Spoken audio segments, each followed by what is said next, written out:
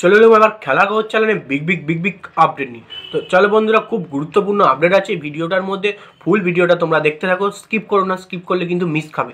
এবং খেলার খবর চ্যানেলে যারা নতুন আছে অবশ্যই চ্যানেলটা সাবস্ক্রাইব করে পাশে থাকো এবং বেল আইকন ঘন্টাটা ঢং করে বাজিয়ে দাও। আর বেশি বেশি লাইক কমেন্ট করে দাও, যাতে মোটিভ হয় তোমাদের কাছে আগে ভালো ভালো আপডেট তোমাদের দিতে পারি। তো চলো ভিডিও স্টার্ট করা যাক, ভিডিওর মধ্যে আসা যাক।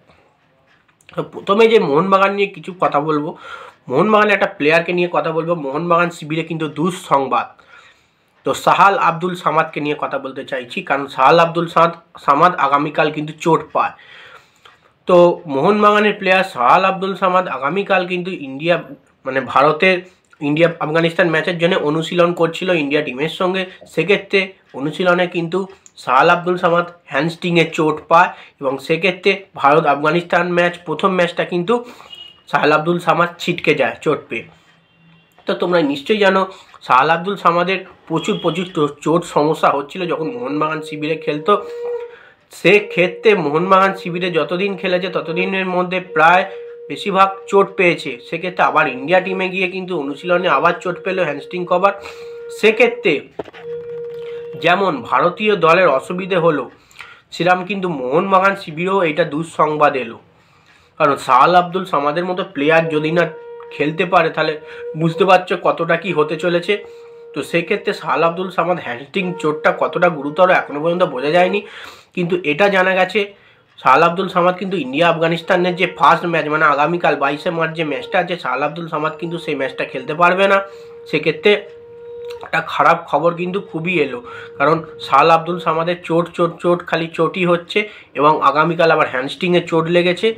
তো সেক্ষেত্রে দেখা যাক। অবশ্যই চাইবো মোহনবাগান দলে যোগ দেওয়ার আগে হয়তো সাহাল আব্দুল সামাদ সুস্থ হয়ে যাক, এবং এটাও চাইবো নেক্সট ম্যাচ আফগানিস্তানের সঙ্গে ইন্ডিয়ার নেক্সট ম্যাচ থেকে কিন্তু খেলতে পারুক। 22 তারিখ আগামীকাল খেলা আছে, আগামীকাল ম্যাচ তো সাহাল আব্দুল সামাদ খেলতে পারবে না। সেক্ষেত্রে নেক্সট ম্যাচ কিন্তু খেলতে হবে 26 তারিখ সাহাল আব্দুল সামাদকে, তাই তাড়াতাড়ি সুস্থ হয়ে উঠুক। এবার নেক্সট আপডেটে যেটা আসি সেটা চলে আসি। নেক্সট আপডেট যেটা হচ্ছে সেটা হচ্ছে যেমন অ্যান্টোনিও লোপেস হাবাস রেগে গেল, সেইটাই নিয়ে আপডেট বলবো। কারণ অ্যান্টোনিও লোপেস আবার আরও কিছু কথা বললো। অ্যান্টোনিও লোপেস হাবাস বলতে চাইছে আইএসএল কিন্তু চ্যাম্পিয়ন করতে চাইছে মুম্বাইকে, আইএসএল কর্তৃপক্ষ চ্যাম্পিয়ন করতে চাইছে মুম্বাইকে, সিল সহ চ্যাম্পিয়ন করতে চাইছে মুম্বাইকে। একটা দলের কোচ এটা বলার কারণ নিশ্চয়ই আছে, নিশ্চয়ই তোমরা জানো। কারণ একটা দল যখন এগিয়ে রয়েছে সামনের দিকে লিগ শিল্ডের, খেটে উঠেছে, সেক্ষেত্রে একটা দলকে যদি ফালতু 2 পয়েন্ট দেওয়া হয়, এক্সট্রা 3 পয়েন্ট, তো সেক্ষেত্রে যে কোনো কোচ রেগে যাবে। সেক্ষেত্রে বলা হয়েছে মুম্বাইকে কিন্তু চ্যাম্পিয়ন করে দেওয়া হবে, এবং সেক্ষেত্রে আমাদের ওপর অবিচার করা হয়েছে, মোহনবাগানের উপর প্রচুর অবিচার করা হয়েছে। এবং তার সঙ্গে বলেছে যে মুম্বাইকে কিন্তু তোমরা নিশ্চয়ই জানো মুম্বাইকে শুধু 3 পয়েন্ট দিয়ে দেওয়া হয়নি, এবং জামশেদপুরের বিরুদ্ধে 3 গোলে জেতানো হয়েছে, 3 গোলে জেতানো হয়েছে এবং 3 পয়েন্ট দেওয়া হয়েছে। তাহলে বুঝতে পারছো কতটা মুম্বাই সিটি এফসির ওপর আইএসএল কর্তৃপক্ষ নির্ভর হয়ে পড়েছে। আইএসএল কর্তৃপক্ষ চাইছে মুম্বাই সিটি এফসিকে চ্যাম্পিয়ন করা এবং তাকে শিল্ড সহ চ্যাম্পিয়ন হোক। এরম করলে কিন্তু আইএসএল বেশি দিন চলবে না। অ্যান্টোনিও লোপেস হাবাস বলেই দিয়েছে প্রচুর মোহনবাগানের ক্ষতি হয়েছে। সেক্ষেত্রে প্রচুর রেগে গেছে অ্যান্টোনিও লোপেস হাবাস। তো যাই হোক, সব দিক ছাড়লাম। লাস্ট যে আপডেটটা আছে, নেক্সট আপডেট লাস্ট, তো সেখানে চলে আসি।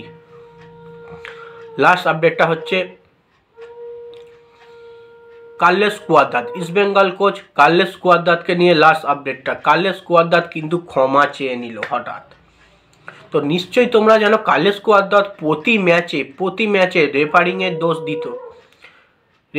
দোষ দিত এবং সেক্ষেত্রে প্রচুর উত্তেজনা হয়ে পড়তো, এবং ম্যাচও হারতো, রেফারির ওপর দোষ দিত এবং উত্তেজনা হয়ে পড়তো। একটা ম্যাচও নাকি ওরা রেফারির দোষে হেরেছে, প্রতিটা ম্যাচ নাকি ওরা রেফারির দোষে হেরেছে, একটা ওরা নিজেরা হারেনি।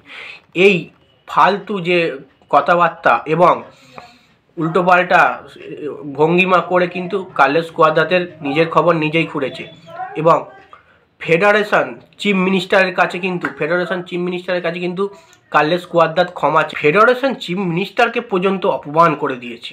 তো তো সেক্ষেত্রে কার্লোস কোয়াদ্রাদের বার প্রচুর বেড়েছিল। সেক্ষেত্রে কার্লোস কোয়াদ্রাদের এগেনস্টে কিন্তু একটা জাজমেন্ট করা হয়েছে। তো সেক্ষেত্রে তাকে কিন্তু ক্ষমা চাইতে বলা হয়েছিল। সেক্ষেত্রে কিন্তু নিঃশব্দে আগামীকাল কিন্তু কার্লোস কোয়াদ্রা ক্ষমা চেয়ে নিল। তো কার্লোস কোয়াদ্রাদের এইসব ফালতু অঙ্গভঙ্গিমাতে কিন্তু ইস্টবেঙ্গল দলও যেমন হারছে, এবারে টপ 6-এ কোয়ালিফাইও করতে পারেনি। প্রতিটা ম্যাচ কোনো দিনই রেফারি খারাপ হতে পারে না। অবশ্যই রেফারি খারাপ হতে পারে, আমরাও বলছি রেফারি খারাপ রেফারিং চলছে, প্রতিটা টিমের হয়ে খারাপ রেফারিং হচ্ছে। সেক্ষেত্রে কার্লোস কোয়াদ্রা চাই যে প্রতিটা ম্যাচ নাকি খারাপ রেফারিং হচ্ছে, তার জন্য ইস্টবেঙ্গল হারছে। সেক্ষেত্রে ইস্টবেঙ্গল সবই কি রেফারির জন্য হারছে?